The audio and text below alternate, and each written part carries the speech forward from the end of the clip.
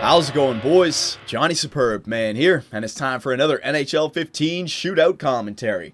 And this time, I want to talk about round 2 just in general, not just about one team. I want to cover a few teams here, actually.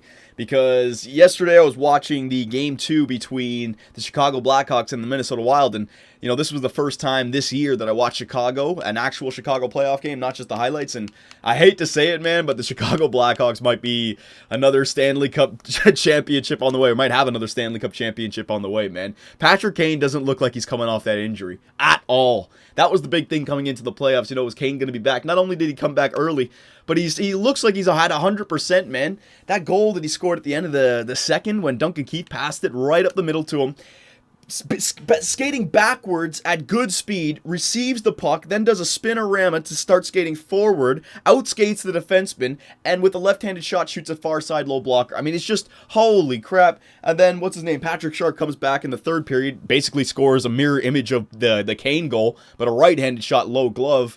I don't know, man. The Chicago Blackhawks, the Minnesota Wild had a good run this year, but they just ran into the Blackhawks. And the only team that had been able to deal with the Blackhawks in the West over the last few years, other than the 2 first-round exits that they had, were the LA Kings, and they're not here this year. So, boys, this could be another year for the Chicago Blackhawks. What an exciting game it was.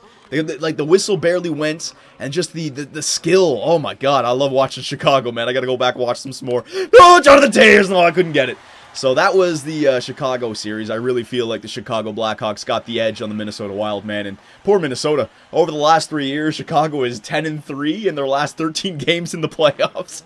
And Minnesota, man, Central Division. It's just not the right time to be in the Central. Oh, what do you got for me? Oh! Holy shit, what a move. All right, that was sweet. I was talking too much. I thought he was going to cut back across. Look at this little fake. Oh! That was sweet looking.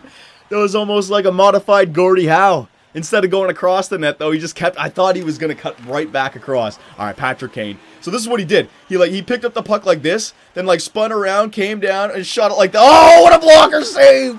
But Patrick Kane, he did it in one quick motion. What a great pass by Duncan Keith. And it's little things like that. You don't necessarily always pick them up when you're watching a hockey game because the camera always follows the puck. But, man, when you see the instant replay, how the hell does he pick that up in stride, spins at top speed, and then buries it with 12 seconds left in the second period? Just what a playoff performer. And I think I saw a stat last night. He's got 101 points in 101 playoff games, this Patrick Kane. Jesus. All right, so hang on a second here. Marian Hossa, what do we want to do? Left-handed shot. You know what? Screw it. Let's do the Balotelli. Let's try it out. I'm going to mess it up, but let's try it out. Marian Hossa. Marian Hossa. Marian Hossa! Oh, man, almost got it. At least I didn't miss the nets. I always mess that up. That time, yeah, could have went. Oh, man, it almost went the post and in. All right, let's get back in the shootout. And then afterwards, we'll talk a little bit about the rest of the series. Just my opinions. Oh, man, but I really...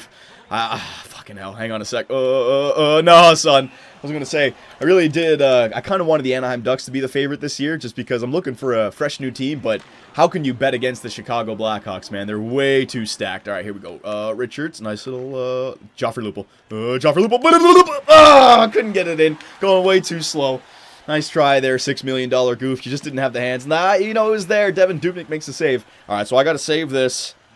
Then score to get back in it. So I got to save 2 and score 1 to tie it up. All right, come on now. Come on now, Thomas Vanek. What do you got for me? Oh, he's coming down slow. Oh, get the hell out of here. Thomas Vanek. He wants to end it on a clapper. I don't think so. All right, come on. We got to get back in this. Oh, yeah. This is what I'm talking about. I know how to score. No! No! Spin! Nail! Beef! No, you little fucker! I went backwards. Oh, god damn it. The flying poke check. I wanted to say my catchphrase was sod. Didn't work out, though. And the Minnesota Wild come back to beat the Chicago Blackhawks.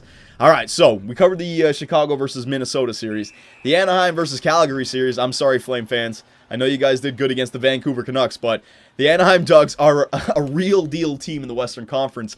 And the thing a lot of people, pointed out as a flaw for the Anaheim Ducks was their lack of goaltending or not having the greatest blue line, right? But, I mean, so far this year they're playing fine. I know Winnipeg got a few goals against them, but so far, Calgary's only got 1 goal in 2 games played, something like that. I didn't actually look up any stats. I'm just trying to go off memory here. But it seems like Frederik Andersen, he's fine, man, and they're keeping the Calgary Flames off the board. Now, it's going to be different if they have to go up against the Chicago Blackhawks in the Western Conference Final, right? But that's what I mean. I don't think Calgary has a chance against the Anaheim Ducks You never know. You're not in trouble till you lose a home game, right? So they got to win the next 2 at home, but still, I just don't believe it. Montreal versus Tampa Bay.